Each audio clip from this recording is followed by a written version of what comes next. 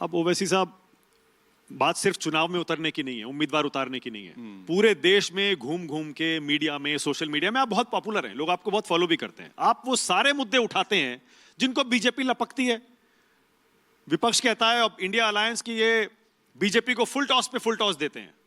सारे ऐसे मुद्दे जो बीजेपी की पिच के मुद्दे हैं, बताइए, और बीजेपी उन पे चौके छक्के मारती है। आप एग्जांपल दीजिए, मैं बताता हूं, बताइए कौन से हैं। आप सारे हिंदू मुस्लिम वाले मुद्दे उठाते हैं, सिर्फ मुसलमानों की बात करते हैं आप। मानक साहब, आप एग्जांपल दीजिए ना, चलिए एग्जांपल दीजिए, मैं आपको बताऊं। जो जो मुद्दे बीजेपी उठाती है, कौन से? बिल्कुल वही मुद्दे आप मुसलमानों की तरफ से उठाते हैं। कौन से भाई, मुझे बता तो दीजिए। ये तो जनरल बोल रहे, एक स्पेसिफिक, एक 5 एग्जांपल दीजिए मुझे। एक 5 एग्जांपल देके मुझे बताइए क्या हुआ है। यहां पर दिल्ली में इलेक्शन होने जा रहे हैं, केजरीवाल और मोदी में क्या फर्क है? कोई फर्क नहीं है। दोनों वही जबान की बात करते हैं, वही आइडियोलॉजी की बात करते हैं, वही बात करते हैं, जो कोई फर्क नहीं है। आपने राहुल गांधी को छोड़ दिया इसमें। अब वो तो उनके साथ थे ना पार्लियामेंट इलेक्शन में, जब तो गले लपेट कर हाथ उठा कर जनता को बता रहे थे। अब क्या हुआ? अब अचानक इतनी दूरी क्यों पैदा हो गई? तीनों एक जैसे हैं, केजरीवाल, मोदी, राहुल, आप तीनों को एक ही। देखिए, इंडिया अलायंस के तक मैं बात कर रहा हूं। इंडिया अलायंस में तो सब साथ थे ना पार्लियामेंट इलेक्शन में। अब 6 महीने में ऐसा क्या हो गया नहीं मालूम। ये ऐसी कौन सी लव स्टोरी है कि सिर्फ 6 महीने तक चलेगी और उसके बाद दोबारा फिर आप, ठीक है, लिव इन रिलेशनशिप आजकल कानूनन अलाउड है, मैं उसके खिलाफ हूं, मगर पॉलिटिक्स में भी आ चुका है, तो ये नहीं मालूम था मेरे को। अब देखिए, दिल्ली में आपने जो उम्मीदवार उतारे, एक उदाहरण ये है, आपने ऐसे उम्मीदवार उतारे जिन पर दिल्ली दंगों में शामिल होने के आरोप हैं, जेल में है दंगों के आरोप में।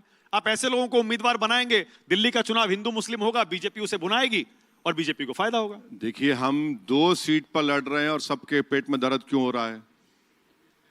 अच्छा, ये आपके ये पूरे स्टूडेंट्स हैं, ये जानते भी होंगे कि 1977 में जॉर्ज फर्नांडिस के ऊपर बड़ौदा डायनामाइट केस बुक हुआ था।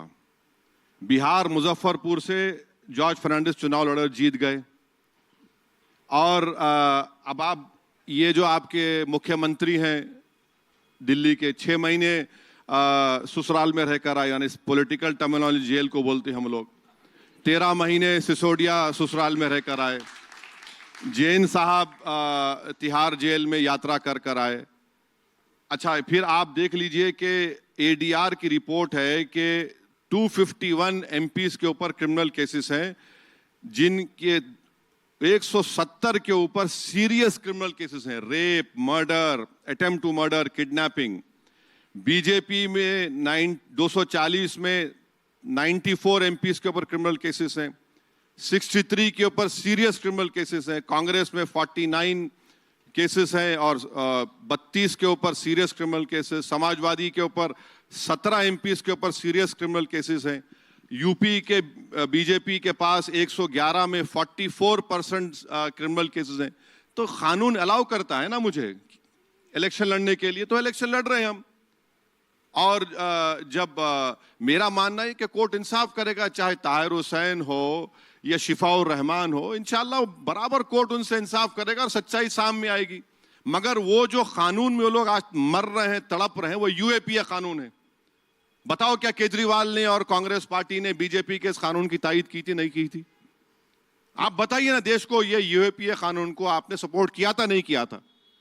मतलब मसला यही हो वैसे साहब, क्योंकि आप सिर्फ मुसलमानों की बात करते हैं। अरे भाई, जहां आप सिर्फ मुसलमानों के मुद्दे उठाएंगे, नहीं, इसमें गुनाह क्या है? देखिए, अगर मैं सबसे कमजोर की बात कर रहा हूं जो इस देश में है, और कमजोर से मतलब इंपेरिकल एविडेंस है उसका इंपेरिकल एविडेंस, ये पॉलिटिकल रेटरिक नहीं है। एनएसएसओ का डेटा है, गवर्नमेंट के रिपोर्ट्स हैं, आखिरी सेंसस जो हुआ था वो भी चलो वो दूर हो गया, एनएसएसओ का डेटा है। लेकिन